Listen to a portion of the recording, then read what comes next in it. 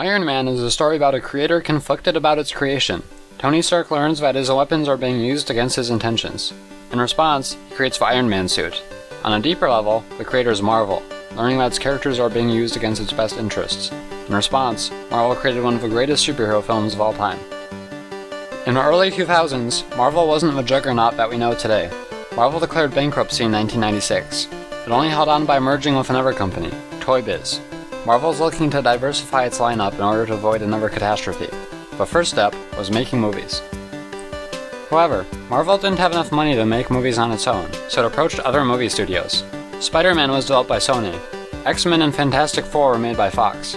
These properties are still licensed out today, which explains why only certain Marvel movies acknowledge the universes of other Marvel movies. From the Marvel side, these films were headed by Avi Arad. Arad's major contribution to the superhero film genre was the necessity of internal conflict. While Superman and Batman just naturally became heroes, Spider-Man and Wolverine had to accept that they were different. Arad saw heroes more than just the best versions of us. He saw them as realistic people. This grounding is still at the heart of Marvel movies today. While these films had put Marvel in the spotlight, they didn't yield much creative control or money. It's estimated that Marvel only made $62 million from the first two Spider-Man movies, a pittance compared to the $1.6 billion box office. Kevin Feige, a junior producer, hatched a scheme. Marvel still had all the rights to all the core members of Avengers, Iron Man, Captain America, and the Hulk. Feige imagined a shared universe, much like the comic books of Jack Kirby and Stan Lee.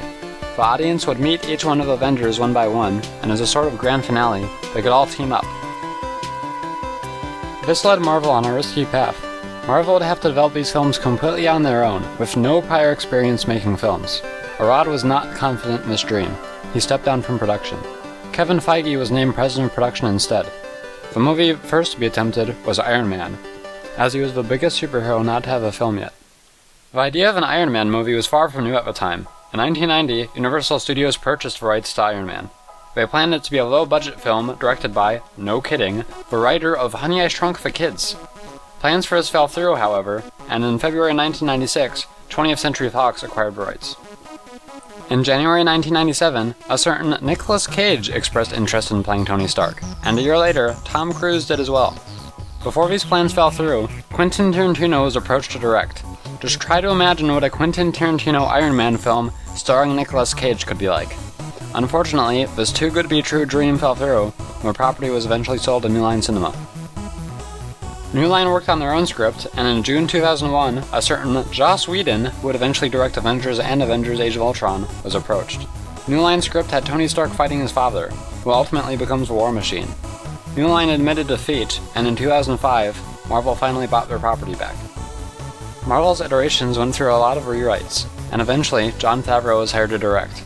Favreau pictured the project as the slyness and charisma of James Bond, with the technology from Batman Begins. And Favreau wanted Iron Man to be different from all the other superhero films, right from the start. Unlike the Daily Bugle of Spider-Man or the Statue of Liberty in X-Men, Favreau wanted Iron Man to take place on the West Coast. It makes the film feel a lot fresher and a lot more cutting edge. And at the core, Tony Stark needed to be different, and Favreau knew the only person who could pull off the role needed to be similar to Tony Stark. Favreau chose Robert Downey Jr. Robert Downey Jr.'s career was starting to swing up after major career troubles involving drugs in the 1990s, much like Tony Stark trying to reinvent his life after escaping his captors.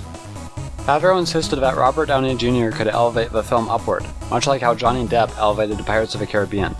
It never feels like Robert Downey Jr. is acting out someone else's life. It just feels like you're seeing another side of who he is. The final bit of Iron Man's improvements to the superhero genre was a small but great detail. At the end of the movie, he gives a classic line. I am Iron Man. And this is a big deal. He's different from every other superhero. He doesn't have a secret identity. At first glance, this may not matter much, but it actually means a lot. A lot of other superhero movies use the characters' secret identities as a major crutch to move the plot forward. Favreau knew he didn't have to rely on this, so he completely cast it aside. Iron Man demolished the box office, with hefty $585 million. This wasn't as big a success as the first Spider-Man film, but for a first film of a newly founded studio, it was amazing. And better yet, it gave the Marvel Cinematic Universe a great foundation to build one of the greatest franchises of all time. And even if you ignore the rest of the films, Iron Man is a fantastic standalone film.